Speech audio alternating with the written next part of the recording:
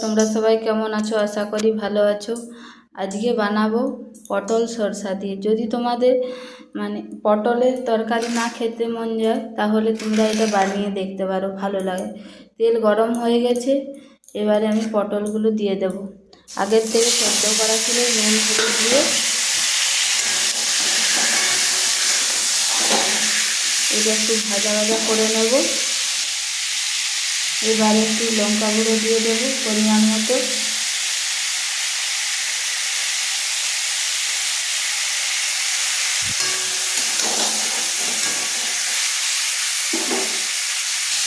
ভাজা হয়ে গেছে, এবারে এর মধ্যে সর্ষে বাটা দিয়ে দেব।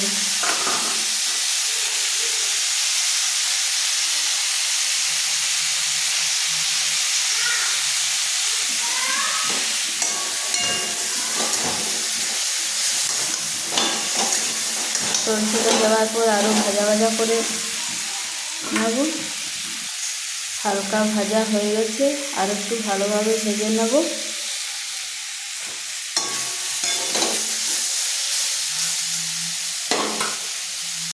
এই যে ভাজা হয়ে গেছে, এবারে নামিয়ে নেব।